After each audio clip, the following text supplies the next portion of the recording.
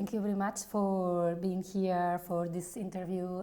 I'm sure that it will be very important for the students, for having different points of views of things that are happening in theory and creation. So I would like to start asking you in relation to curating and in relation to how do you feel from a curatorial perspective your work in the Institute of Creative Art of Progress and Africa.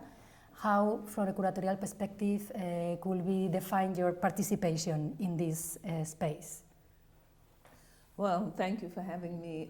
I do a fair amount of curating, and that is of a film festival, because I run a film festival in Harare, and that film festival screens 60 films.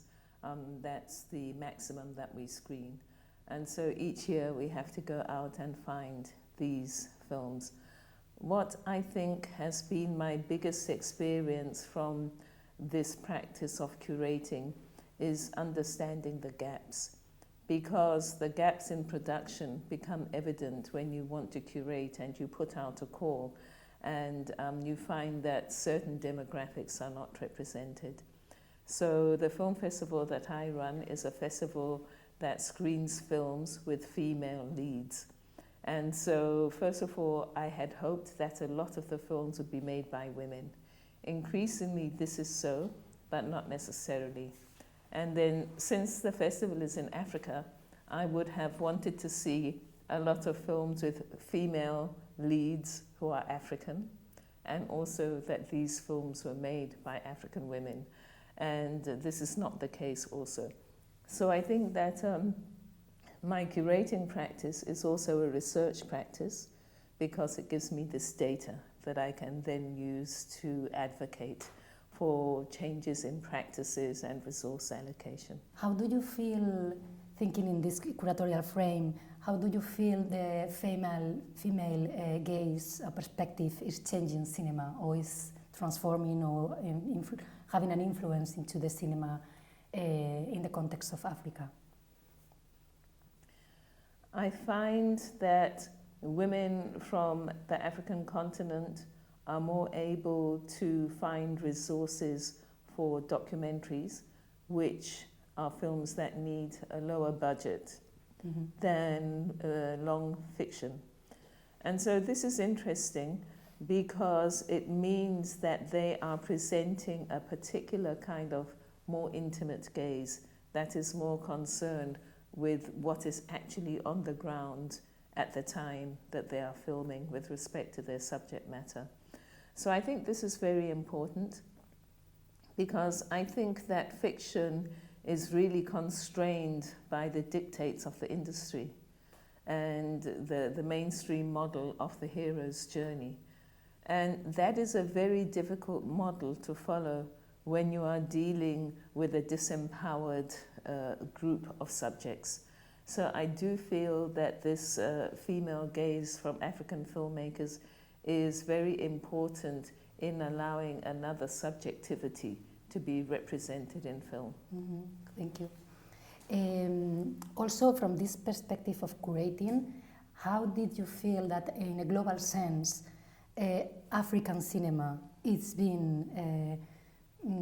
represented, as if there is some lines that normally are reproduced, or there is kind of tendency of what is known globally as Africanness or African film in the global north?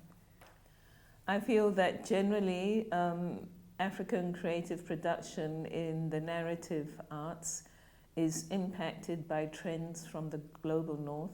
And these trends from the global north, they result from the gaze of the global north onto the south. And this gaze is informed by half a millennium of really extractive policies and practices. So, and there has been no break with that. I am often concerned and at the same time amused when I look at how in the creative economies the global north is engaging with the African continent, but they are engaging with youth. You will find that most of the calls that go out are for people between the ages of 18 and 35. And it makes me think back to the time of chattel slavery, when they would take the youth to take them across the Atlantic for the purposes of exploiting their bodies. So I feel that there has been no break in the way that the global north constructs the south.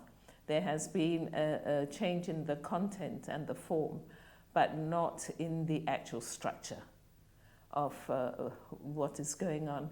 And so I do think that while it is good that people are able to produce, there is also the negative side that they are not really able to explore their own subjectivity as they would want to.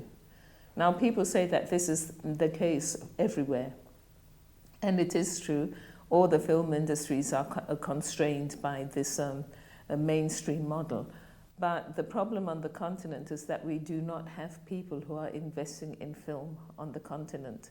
So we do not have any space where there is a different engagement with our subject matter. And so that is why it becomes so problematic on the continent.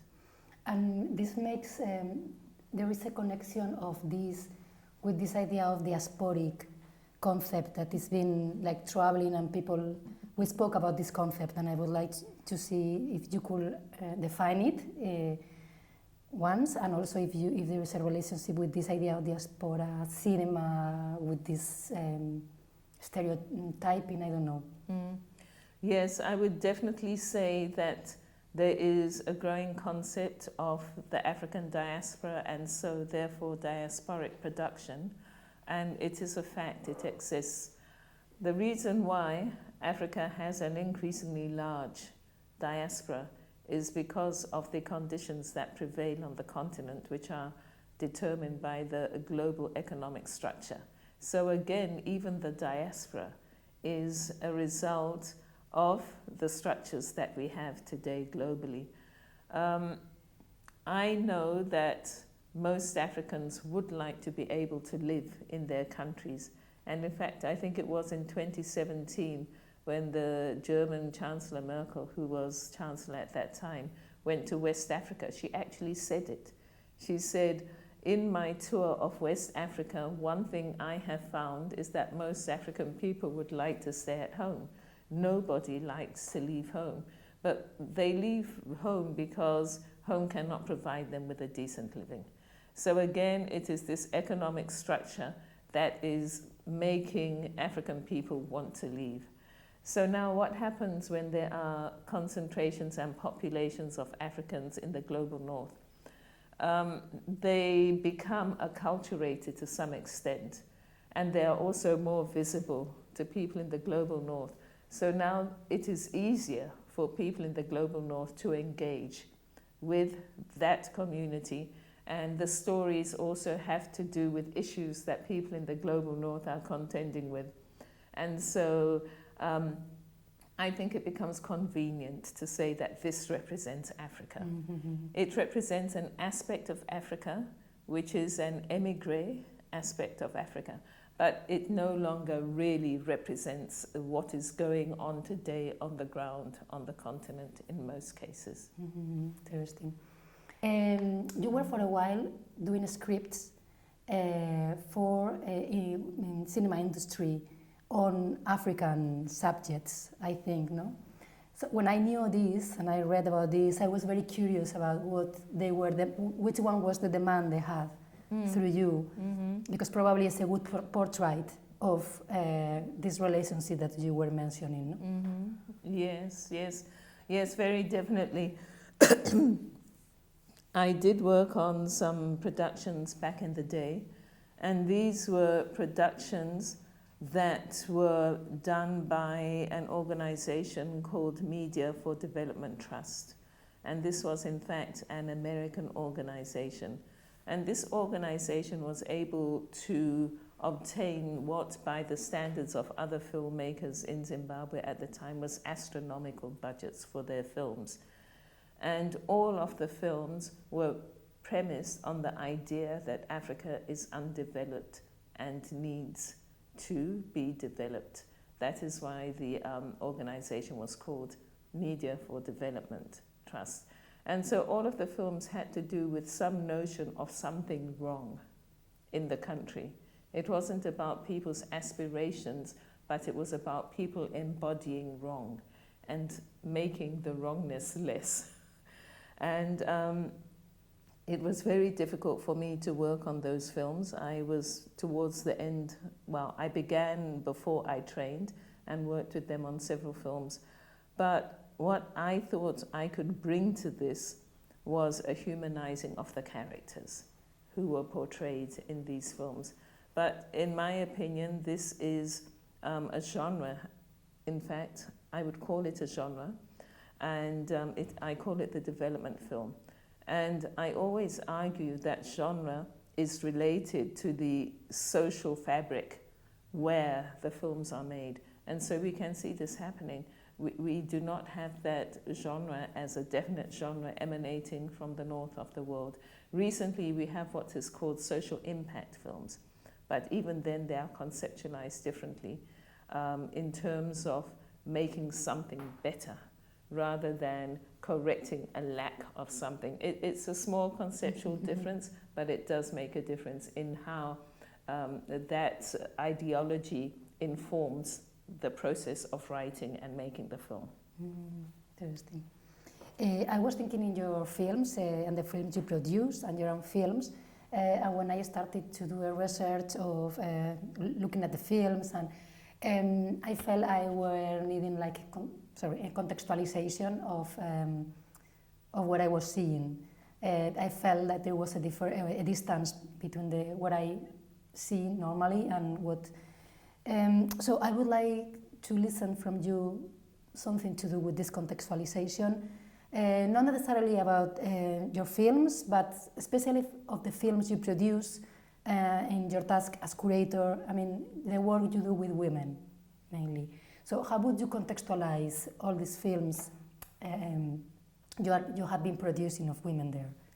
Okay, I think I've produced quite a range of films, but generally, because of this development orientation, my analysis of the situation is that a lot of people have taken this on and think about, we need to learn that. Something has to teach me something so I can be better and function better. So a lot of thinking around narrative is that this is the objective.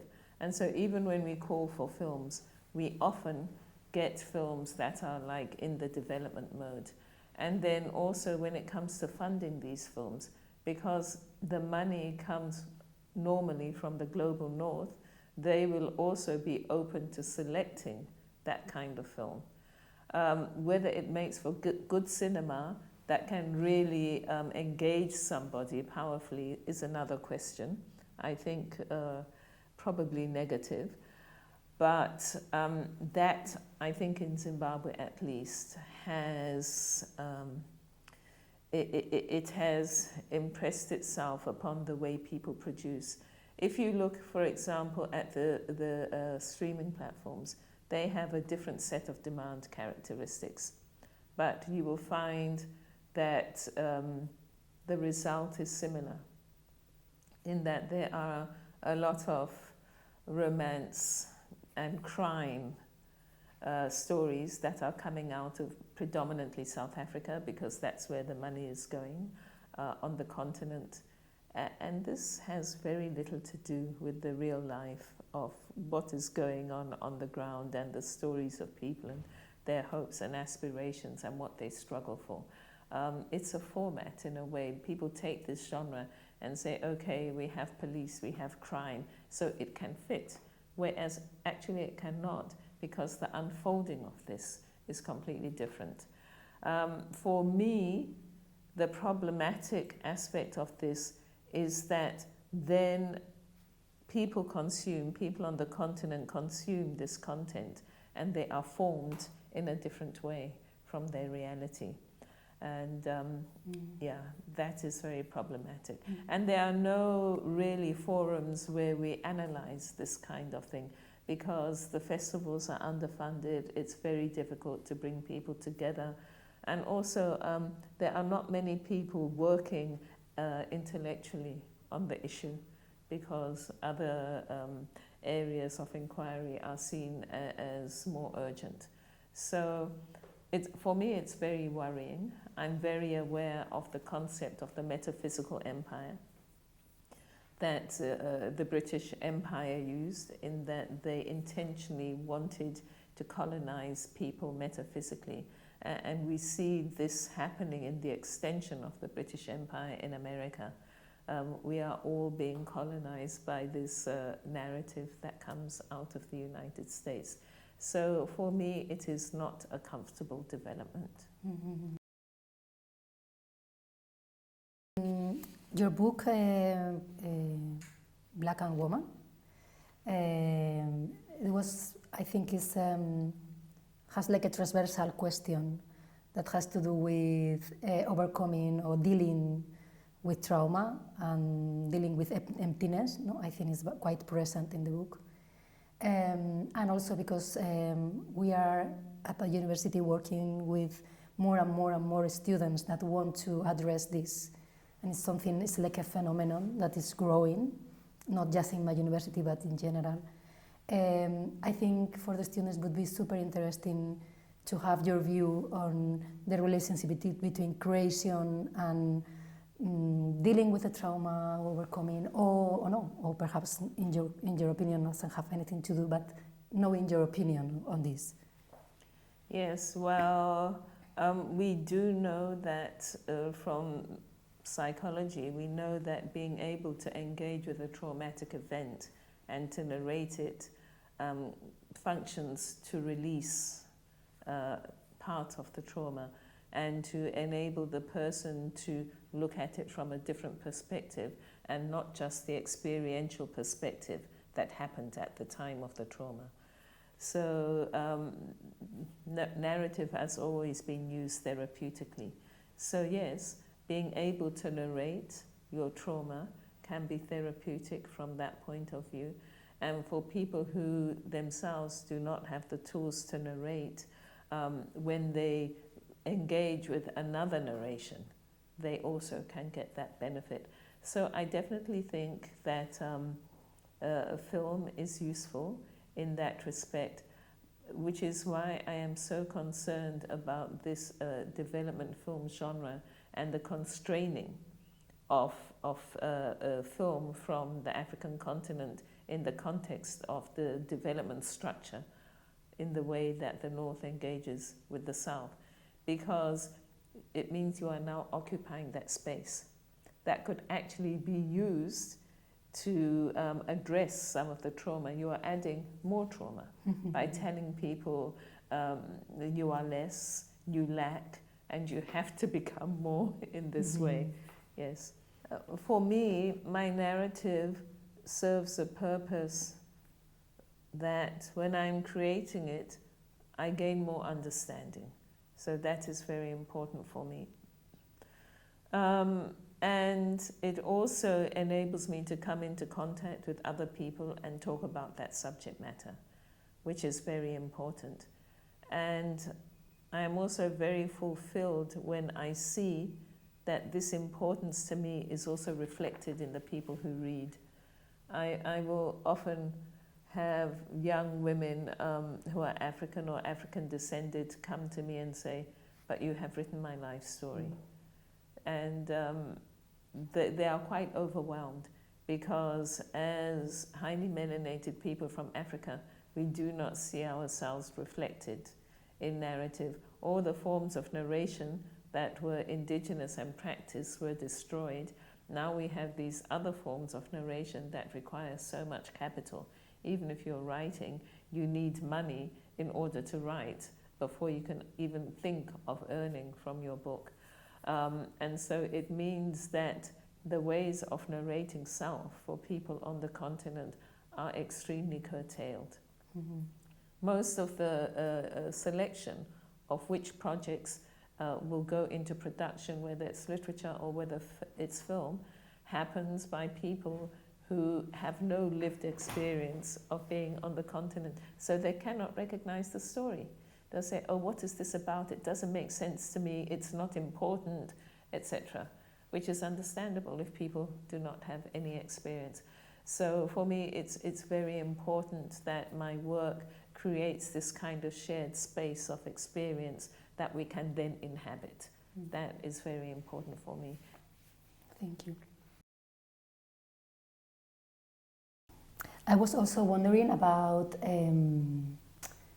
the idea of feminism. You spoke in another debate on womanism, this concept from, I don't remember the theories that you mentioned it, because in Latin America, especially now that it's been that much debate on how women are looking after the ecosystem, the nature. A lot of women, for example, indigenous women, are not feeling comfortable with the idea of feminism. That is a neoliberal concept of liberation that is not really linked to care and to dismiss the care of the family or having kids. So I was wondering if in Zimbabwe there is also something similar, or there is of this concept could not be applied, or perhaps we should reinvent it. I don't know. I am not sure. I am not convinced of the utility of the concept of feminism because of its origin in the binaries. And I think as long as we have that binary that excludes other people, it becomes very difficult to construct a way forward that is inclusive. So my thinking at the moment is really going back to the other part of your question. What alternatives do we have to think about gender oppression and marginalization of certain genders? If we do not say feminism, what could it be? And actually, this is one of the issues that I'm dealing with. I still use the term feminism, but I feel that then to use a contested term and to now attach qualifiers to it might not lead us exactly where we want to go. You spoke in the first conference you did in CCCB. Someone asked you, do you think, are you into anti-colonial, decolonial, post-colonial? And I like it a lot, your response. The idea is having a common aim program to overcome. And I have the feeling that all this categorization is fragmenting the debate rather than creating joint. Purpose or collective work. So I'd like to know more about this, the thing of when you were saying that there is a very Anglo-Saxon thing of creating categories and packaging concepts. What is the colonial? What is? So I wanted to know about your view on this, thinking not from your experience in Berlin, but in your experience in Zimbabwe.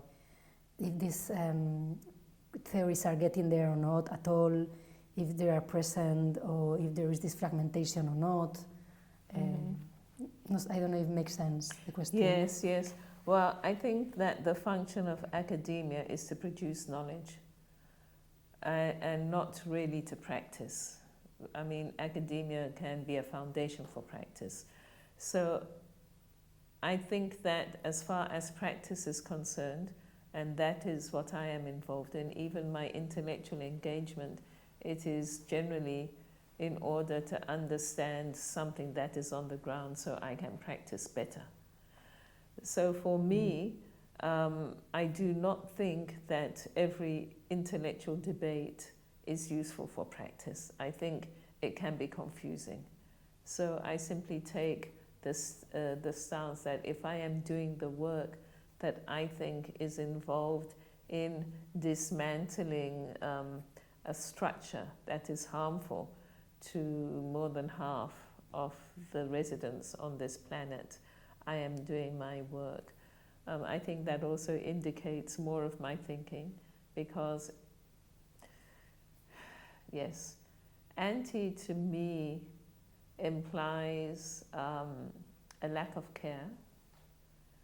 D to me implies that one can still be engaged in some kind of caring relationship. And in dismantling something, one is concerned about what will result out of this dismantling. Whereas I think that sometimes anti can be quite revolutionary and yes, result in other problems at the end of that process. Thank you.